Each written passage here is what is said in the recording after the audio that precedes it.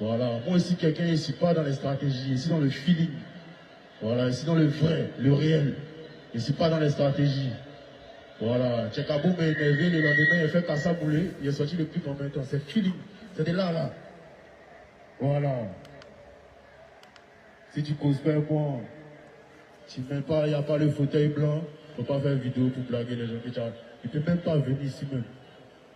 Est-ce qu'il peut venir ici? C'est maintenant ça a commencé. Comme vous m'avez négligé, moi je veux qu'on aille au challenge. Qui est fort et qui? Voilà. Moi je suis un compétiteur, je suis un boxeur. Qui est fort et qui? Maintenant quand on reconnaît que voilà, moi, je suis fort que toi, on s'assoit maintenant. Et puis vous les promoteurs font conseil Imra / DDP. Voilà, on comparait une fois et une conspiration pour voir qui est fort. Voilà. Il dit, non, on veut passer, pas dire papa les connaissances. Il dit, c'est un compétiteur. Donc, celui qui s'assoit derrière moi, il vient à la compétition. Son prochain album, il ne sait pas quand ça sort. Il envoie, dans les 5 jours, il envoie pour moi tout maintenant. On voit, mais les gens qui s'assoient pour poser. Nouveau boss. Donc, dites à Didibé, une semaine après son album, il sort nouveau boss. Voilà. Là, maintenant, on voit qui est le boss du rap ivoire.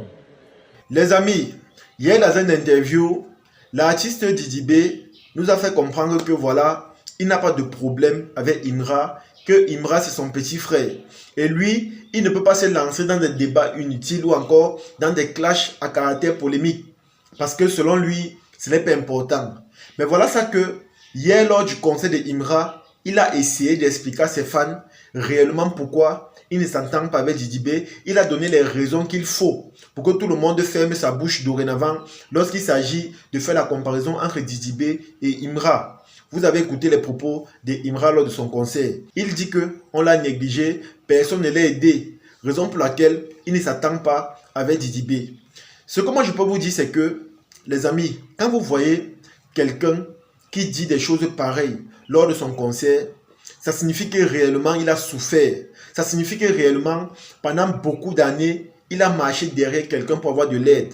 Mais c'est comme ça qu'on le faisait faux bon. C'est comme ça qu'on le promettait et on ne réalisait pas ces promesses-là. Raison pour laquelle aujourd'hui, grâce à lui-même, grâce à son talent, grâce à son public, il a réussi à se bâtir une image. Du coup, il n'a plus besoin que ces gens à qui il demandait de l'aide, il reviennent faire comme si on les met trop ou encore comme si on le soutenait trop. Donc du coup, ce que moi je peux vous dire, c'est que moi je comprends parfaitement Imra. Si aujourd'hui il fait des sorties pareilles, ça signifie que beaucoup de personnes l'ont déçu. Et aujourd'hui, comme il a le succès, aujourd'hui comme il est en haut, c'est comme ça que les gens reviennent, disent que c'est mon petit, je l'ai aidé, je l'ai aimé, j'ai fait ceci, j'ai fait cela.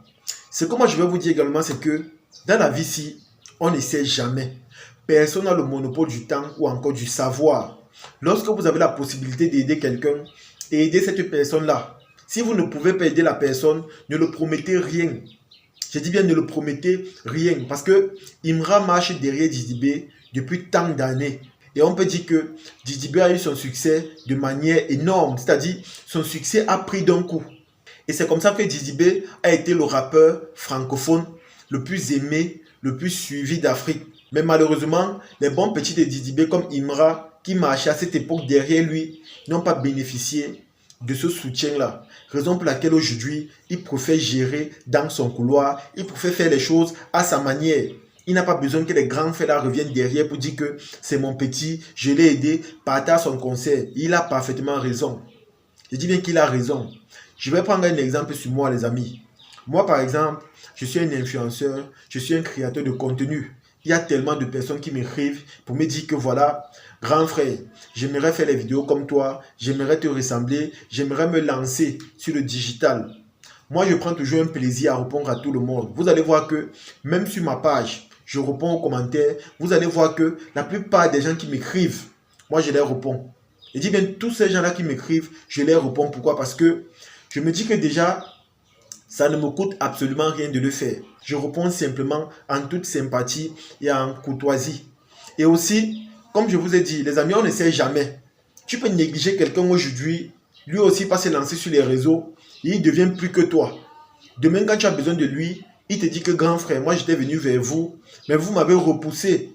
Voilà ça qu'aujourd'hui, grâce à mes efforts personnels, j'ai pu me construire, j'ai pu me bâtir une notoriété. Et aujourd'hui, honnêtement, je n'ai pas besoin de vous. Laissez-moi continuer mon parcours tout seul comme j'ai commencé. C'est un peu ce qui se passe entre Imra et Didi B. Imra a eu besoin de quelqu'un. Vous savez, le showbiz n'est pas facile, que ce soit dans le domaine de l'influence ou encore de la musique ou encore du cinéma. On a toujours besoin de quelqu'un pour se lancer. On a toujours besoin qu'on nous tienne la main, surtout ceux qui ont déjà de l'expérience ou encore ceux qui sont déjà avancés. On a toujours besoin d'eux pour se lancer. Parce que se lancer seul, honnêtement, c'est pas évident, c'est pas facile, c'est très très compliqué. On a toujours besoin de faire la queue, on a toujours besoin de marcher derrière quelqu'un, on a toujours besoin de se faire tout petit, on a toujours besoin de s'humilier même. Parce que honnêtement, quand tu veux quelque chose et que tu marches derrière quelqu'un, il va t'humilier. Il va te prendre comme moins que rien. Il va toujours vouloir que tu fasses des choses vraiment bizarres. Parce que lui-même, il sait que tu as besoin de lui. Ou encore, lui-même, il sait que tu recherches quelque chose derrière lui. C'est comme ça. Vous allez voir, on va te tourner. On va te promettre. On va te dire des choses que voilà, ça va te faire rêver. Et pourtant, ça ne va pas se réaliser parce que, personnellement, la personne en question ne veut pas t'aider. Même ici au Cameroun, on a des grands frères comme ça. Que ce soit dans la musique, dans l'influence, dans le cinéma. Ils sont tellement nombreux. Vous allez marcher derrière eux. Quand ils ont leur projet, ils vous appellent pour être des fulgurants. Je dis bien pour être des fulgurants. Ils ne vont jamais vous partager sur leur page. Ils ne vont jamais vous donner de la force. C'est comme ça qu'ils sont. Vous allez faire des choses, ils vont regarder. Mais pour vous soutenir, ça sera toujours un problème. C'est comme ça que demain ou après-demain, quand tu vas te séparer de lui, tu vas essayer de te construire un chemin tout seul. Quand il va voir que tu réussis déjà, c'est comme ça qu'il va revenir parce que il veut montrer aux gens que c'est grâce à lui qu'aujourd'hui tu es devenu ce que tu es. C'est grâce à lui qu'aujourd'hui tu as pu t'établir. Et pourtant ce n'est pas le cas. Donc les amis, honnêtement, je suis d'accord avec Imra. C'est vrai, je respecte le rap ivoire. J'ai beaucoup de considération pour la solidarité ivoirienne. Mais si quelqu'un a voulu vous aider à un moment donné de la vie, et que vous n'avez pas voulu l'aider, s'il vous plaît, si lui-même, grâce à Dieu et grâce à ses fans et grâce à son talent, il a réussi à s'établir, il a réussi à se construire un chemin, s'il vous plaît, de grâce, laissez cette personne continuer. Ne revenez pas vous faire les grands ou encore des personnes charitables. Parce que honnêtement, si vraiment vous avez eu cette envie de l'aider à l'époque, vous l'aurez fait. Je prends un exemple sur Didi B. Si honnêtement il voulait aider Imra, il aurait pu faire un feat avec lui à l'époque. Et surtout que à cette époque-là, Imra marchait derrière Didi B. Imra cherchait la visibilité.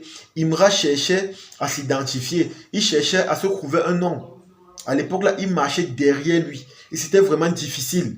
Mais il était déçu de voir que malgré les marches, malgré les humiliations, il n'a pas reçu de l'aide. Et comme je vous ai dit les amis, si Didi B voulait vraiment l'aider, il aurait pu faire un feat avec lui. Et honnêtement, on aurait pu connaître Imra facilement parce que Imra rappe depuis tant d'années, mais on ne le connaissait pas. C'est aujourd'hui que tout le monde le connaît, c'est aujourd'hui que tout le monde l'apprécie, c'est aujourd'hui que tout le monde veut être son ami, c'est aujourd'hui que tous ces vautours-là veulent venir autour de lui. Parce qu'on voit que c'est lui l'artiste du moment, c'est lui l'artiste, le rappeur le plus aimé actuellement en Côte d'Ivoire. Nous tous on voit cela et personne ne peut dire le contraire. Donc si vous voulez réellement aider quelqu'un, aider cette personne de la meilleure des manières. Moi-même qui vous parle ici, lorsque je me suis lancé sur les réseaux, il y a eu des gens qui nous ont promis, il y a des gens qui ont dit que voilà, je vais t'aider à avoir des abonnés, je vais t'aider à faire ceci, je vais t'aider à faire cela. Mais les amis, c'était simplement des promesses. Vous allez voir, la plupart des gens qui ont réussi à se construire un chemin tout seul, lorsqu'ils ont le succès, eux personnellement, ça les fait mal d'aider une autre personne gratuitement. Ça les fait mal également de donner de la lumière à quelqu'un facilement comme ça. Parce que eux, ils aiment aussi que vous traversez les mêmes étapes, les mêmes obstacles, les mêmes difficultés que eux-mêmes, ils ont été confrontés. C'est comme ça. Si eux, ils ont souffert pour avoir le succès, ils ont souffert pour avoir le buzz, leur souhait, c'est que vous aussi, vous traversez les mêmes étapes qu'eux. C'est comme ça. Parce que pour eux, si vous n'avez pas traversé les mêmes étapes, ils ne peuvent pas vous aider. Ils ne peuvent pas le faire. Parce que selon eux, c'est un peu trop facile. Et je pense que c'est un peu ce qui s'est passé avec Didi B. Donner du succès ou encore de la force à Imra à l'époque, pour lui, c'était quelque chose d'un peu trop facile. Du coup, il préférait regarder avec les yeux, parler avec la bouche et laisser Imra faire les choses. Mais voilà ça que Dieu merci. Imra évolue d'une manière fulgurante. Imra évolue d'une manière incroyable. Aujourd'hui, quand on voit Imra, on voit Arafat. Parce que le public qui aime Imra, honnêtement, c'est du venez voir.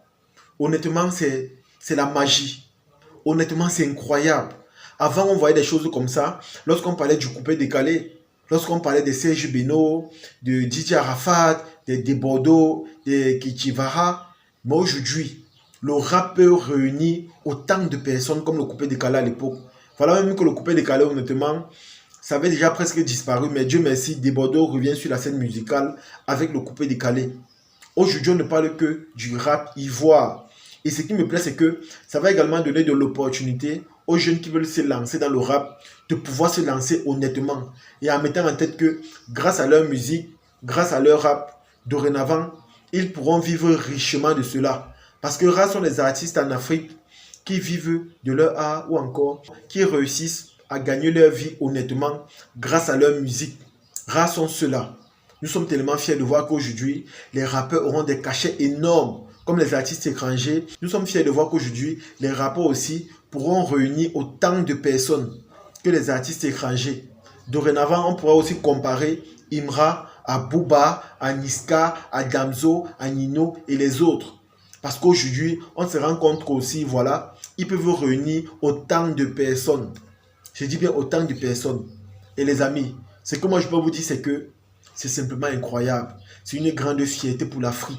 C'est une grande fierté pour la Côte d'Ivoire. Et les grands frères qui sont toujours en train de promettre à leurs petits frères, ceux-là même qui sont dans le showbiz là, si vous savez que vos soi-disant aides là sont des promesses en l'air, ne le faites pas. Parce que demain ou après-demain, quand vos artistes que vous avez négligés vont réussir à se faire un nom ou encore à construire leur chemin, quand ils viendront à la télé, dire la vérité ou encore dire ce qu'ils pensent réellement de vous, vous serez les premiers à dire qu'ils sont ingrats, ils ne sont pas reconnaissants, ils sont mauvais. Et pourtant, vous-même, vous connaissez la vérité. Vous-même, vous savez qu'à un moment donné de la vie, vous les avez donné des promesses en l'air. En termes d'aide, en termes de soutien ou encore de solidarité, vous ne l'avez pas fait. Et c'est simplement dommage. Donc du coup, on va apprendre à respecter chacun sa position. Si tu m'as aidé, je suis reconnaissant, j'avance avec toi. Mais si tu ne m'as jamais aidé, mieux ne fais pas semblant avec moi, ne fais pas des sorties pour dire que je suis avec toi. Chacun reste sur sa position et chacun reste avec ses fans. Dorénavant, c'est comme ça. C'est chasteté, nous on kiffe. C'est de ça qu'il s'agit. Un bon entendeur, Saline. Ciao.